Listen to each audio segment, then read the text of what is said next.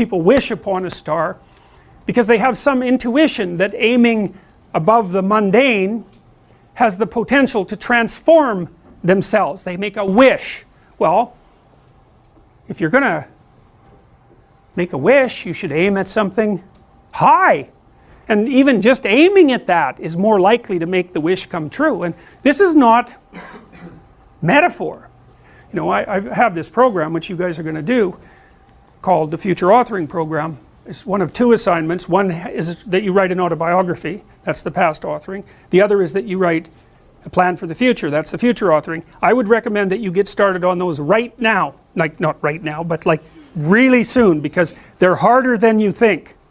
And some of you are going to write like 15,000 words.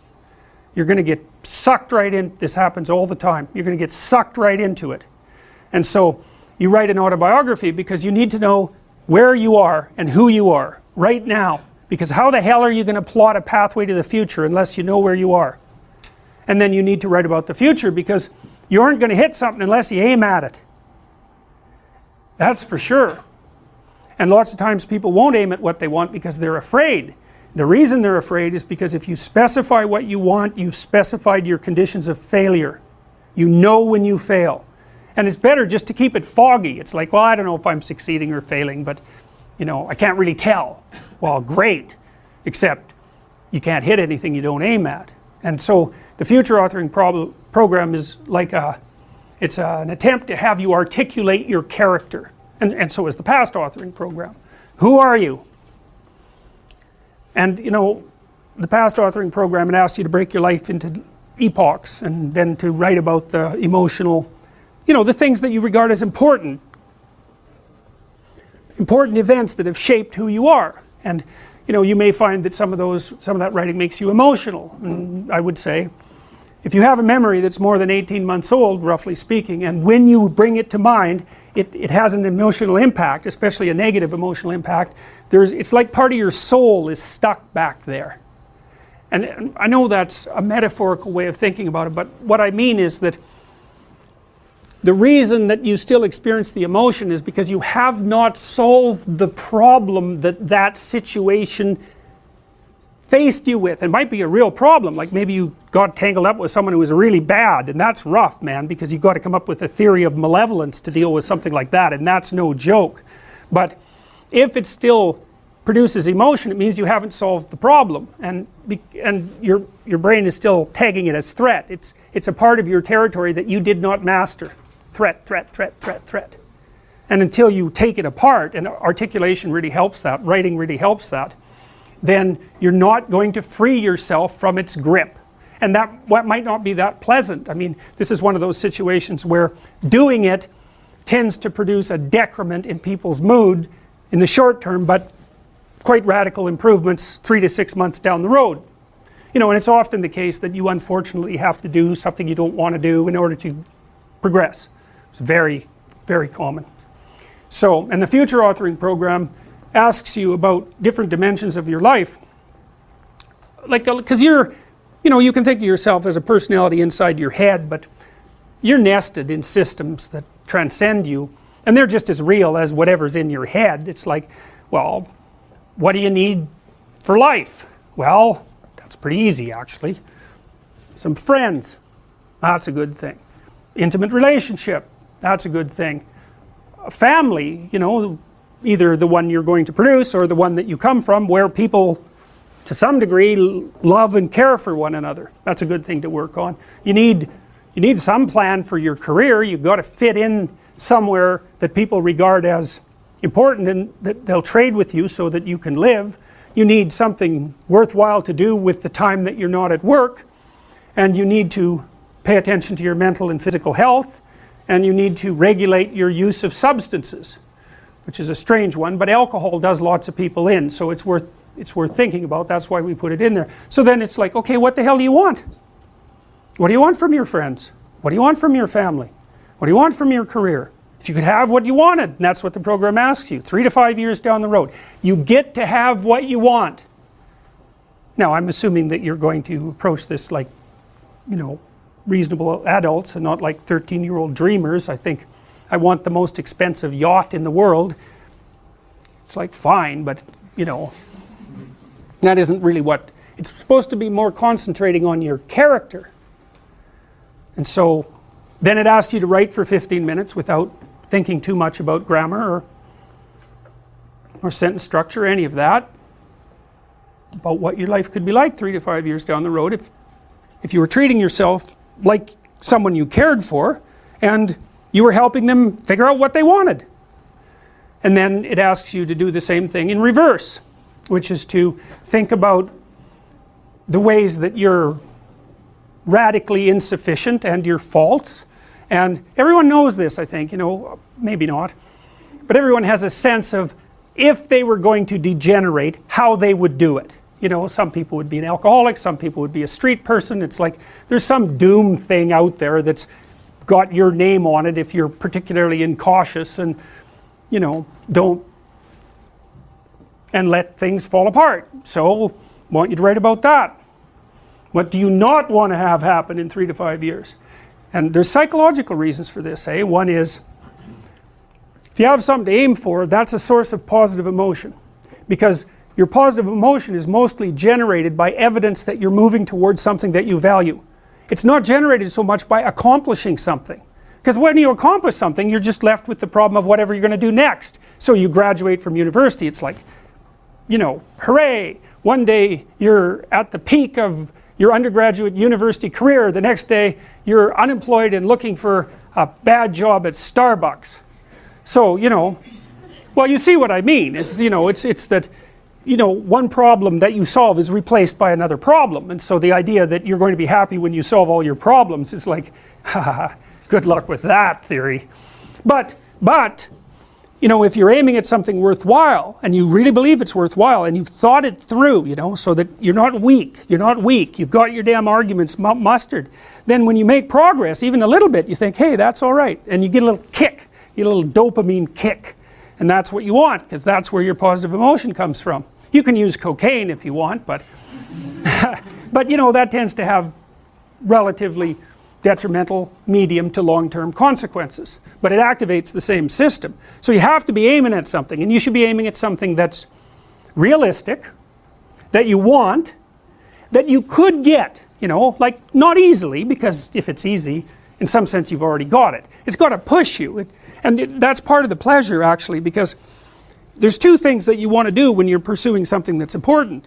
And one of them is to get the thing that's important, but the other is to make yourself better at pursuing things, right? So you can get both of those at the same time. You're aiming at something and you're increasing your competence. It's like, that's a good deal, and there's a lot of intrinsic meaning to be felt in that. And then the second half of the program, you write out a plan for how you're going to do it and how you're going to keep yourself on track, and you're going to write about why it would be good for you if you did this, and why it would be good for your family, and what possible benefits it would have to the community, you know, because you want to nail this thing down, and then you want to figure out what kind of obstacles are going to come up and how you might overcome them and how you might keep yourself on track and all of that. And we know, because we've actually done a lot of research on this particular program, that if university students do this, and this is more true if they're not too well oriented to begin with, if university students do this, they're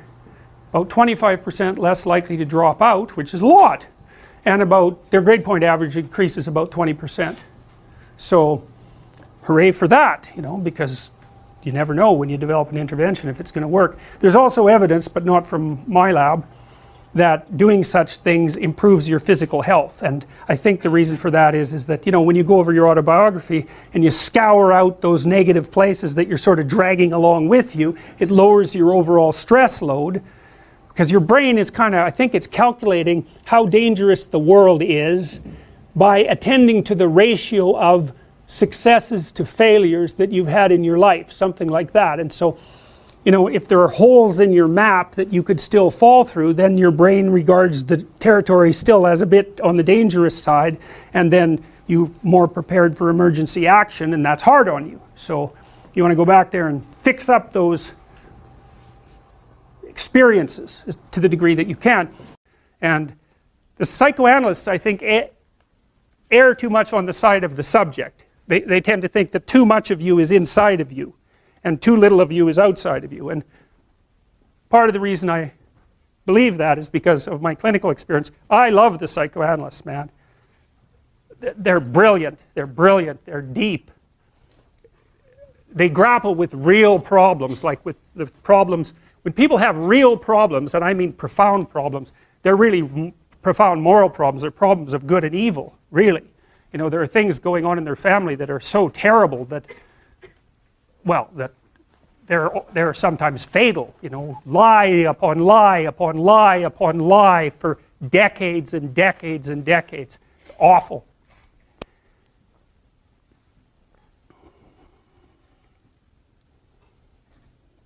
And that's not exactly inside them. It's out there in the world. And lots of the people that I see, very famous critic of psychology, and I can't remember.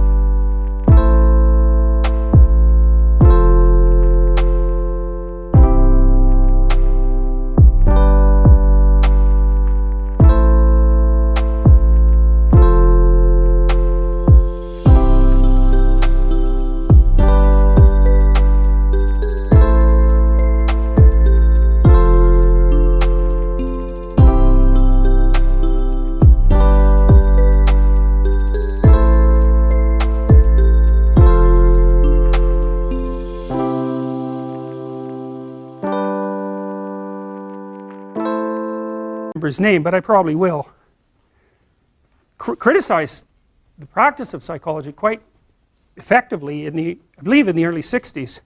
The Myth of Mental Illness by Thomas Szasz, S-Z-A-S-Z. It's a classic. You should read it. If you're interested in psychology, read it. Like, it's a classic. And he basically said, most people have problems in living, they don't have psychological problems. And so I've experienced, despite my love for the psychoanalysts, very frequently what I'm doing as a therapist is helping people have a life that would work. You know, and you can parameterize that. It's like, what do you need? How about some friends? That, people kind of like that. How about an intimate relationship with someone that you can trust, that maybe has a future? That'd be good. How about a career that puts you in a dominance hierarchy somewhere, so at least you've got some possibility of rising, some possibility of stabilizing yourself, and a schedule and a routine, because no one can live without a routine. You just forget that. If you guys don't have a routine, I would recommend, like, you get one going, because you cannot be mentally healthy without a routine. You need to pick a time to get up. Whatever time you want, but pick one and stick to it, because otherwise you dysregulate your circadian rhythms, and they regulate your mood. And eat something in the morning. I've had lots of clients who've had anxiety disorders. I had one client who was literally starving. A very smart girl. There was very little that she liked. She kind of tried to subsist on like half a cup of rice a day. She came to me and said, I have no energy. I come home, all I want to do is watch the same movie over and over. What, like, is that weird? And I thought, well, it depends on how hard you work. You know, it's a little weird, but whatever. It's familiar, you're looking for comfort. So I did an analysis of her diet. It's like 3/4 of a cup of rice. It's like, you're starving. Eat something. You know, you'll feel better. So she modified her diet and all her anxiety went away and she had some energy. It's like, yeah, you gotta eat. So a schedule. That's a good thing, man. Your brain will thank you for it. It will stabilize your nervous system. with a bit of a plan, that's a good thing. You need a career, you need something productive to do with your time, you need to regulate your use of drugs and alcohol, most particularly alcohol, because that does in a lot of people. You need a family, like the family you have, your parents and all that. It'd be nice if you all got along, you could work on that, that's a good thing to work on. And then, you know, you probably need children at some point, and that's life. That's what life is. And if you're missing, you know, you may have a good reason to not be operating on one of those dimensions.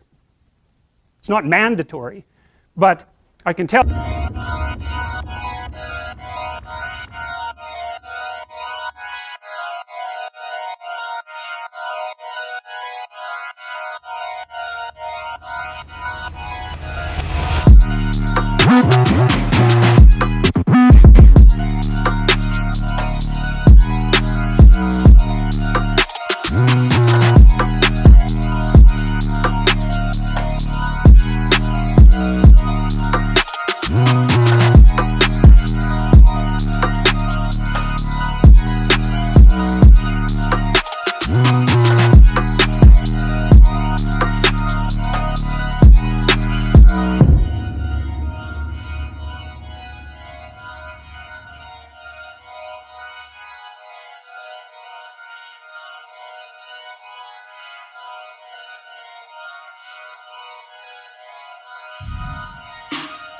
you that if you're not operating reasonably well on 4, I think I mentioned 6, if you're not operating reasonably well on at least 3 of them, there's no way you're going to be psychologically thriving. And that's more pragmatic in some sense than psychological, right? Human beings have a nature, there's things we need. And if we have them, well, that's good. And if we don't have them, well, then we feel the lack. And so behaviorists, behavioral psychologists concentrate a lot more on that sort of thing. You know, it's practical. It's like strategizing. Make a career plan. Figure out how to negotiate, because that's bloody important. Figure out how to say what you need. Figure out how to tell the truth to people. Figure out how to listen to your partner in particular, because if you listen to them, they will actually tell you what they want, and sometimes you can give it to them and maybe they'll return the favor, and if you practice that for like 15 years, well, then maybe you're constantly giving each other what you want. Well, hooray, that would be good. And then there's 2 of you under both circumstances, and it's better to have 2 brains than 1, because people think differently because of their temperament mostly. And so the negotiation is where the wisdom arises, and it's part of the transformation, the psychological transformation that's attendant on an intimate relationship, and one of the fundamental purposes of a long-term intimate relationship.